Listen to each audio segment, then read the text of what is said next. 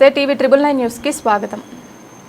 Bellampalli MLA గడ్డం వినోద ఆదేశం మేరకు మరియు జిల్లా కాంగ్రెస్ పార్టీ అధ్యక్షులు రఘునాథ్ రెడ్డి ఆదేశాల మేరకు తాండూరు మండలం మాధారం కాంగ్రెస్ పార్టీ కార్యాలయం గాంధీ విగ్రహం వద్ద నిన్న ఢిల్లీలో నీట్ పేపర్ లీకేజ్ విషయంలో విద్యార్థులు ధర్నా కార్యక్రమం నిర్వహిస్తే కేంద్ర ప్రభుత్వం మొండి వైఖరితో విద్యార్థుల మీద లాఠీ చార్జ్ చేయడం సిగ్గుచేటు।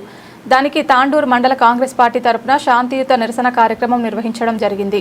ఈ కార్యక్రమంలో మంచిర్యాల జిల్లా వైస్ ప్రెసిడెంట్ రవీందర్ రెడ్డి మరియు తాండూరు మండల కాంగ్రెస్ పార్టీ అధ్యక్షులు డాక్టర్ పెద్దబోయిన శంకర్, మండల ప్రధాన కార్యదర్శి నవీన్ పటేల్, మాధారం గ్రామ పంచాయతీ సర్పంచ్ లక్ష్మణ్, ఉప సర్పంచ్ దామోదర్ రెడ్డి, మాజీ యూత్ కాంగ్రెస్ అధ్యక్షులు భీమా రాజుకుమార్, పుట్ట శ్రీనివాస్, ఇందూరి సత్యం, కొండగూర్ల అంజి, జాగిరాల రమేష్, తోట శ్రీనివాస్, ఆసంపల్లి శ్రీనివాస్, మీసా శంకర్ తదితరులు పాల్గొన్నారు।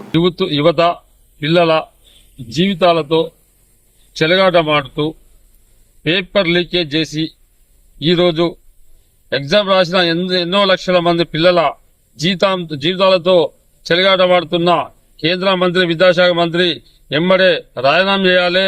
దానికి ప్రధానమంత్రి మరి బేసిగా క్షమాపణ చెప్పి ఏదైతే పార్లమెంట్ లో ఈ రోజు జరుగుతుందో మరి పార్లమెంట్ లో నిన్న యువత విద్యార్థులు పార్లమెంట్ ముట్టడికి వస్తే పోలీసు వ్యవస్థ వాళ్ళను అడ్డగోలుగా లాఠీచార్జ్ చేసి వారిని ఎక్కడోక్కడ అరెస్టులు చేసి మరి ఈ రోజు కేంద్ర ప్రభుత్వానికి కనీసము ఇంగిత జ్ఞానం లేకుండా మరి పిల్లల జీవితాలతోటి చెలగాటమాడుతుంది। వాళ్ళు ఎంతో ఆశతోటి ఏదో ఎగ్జామ్ వస్తే మేము రాసి ఏదో జాబ్ వస్తే అంటే దాన్ని ప్రతి లీకేజీ ప్రభుత్వము మరి గతంలో ఇక్కడ కూడా అదే లీకేజీ ప్రభుత్వము లీకేజ్ చేసుకుంటా పిల్లల జీవితాలతో చెలగాటమాడింది।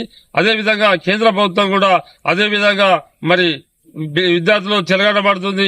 మరి తెలంగాణ గవర్నమెంట్ వచ్చినాక అదే రేవంత్ రెడ్డి గవర్నమెంట్ లో మరి ఇంతవరకు ఎన్నో ఎగ్జామ్ రాసినాయి, ఒక్క లీకేజ్ కూడా జరగలేదంటే మరి ఇక కేంద్ర ప్రభుత్వానికి మరి ఈ రోజు కాంగ్రెస్ ప్రభుత్వానికి ఎంత తేడా ఉందో తెలుసుకోవాలని చెప్పి మరి మోడీ గారు ఇప్పటికైనా బేసిగా క్షమాపణ చెప్పి మరి విద్యార్థులతో ఆడుకోవద్దని చెప్పి మరి కోరుకుంటున్నాం। జై కాంగ్రెస్।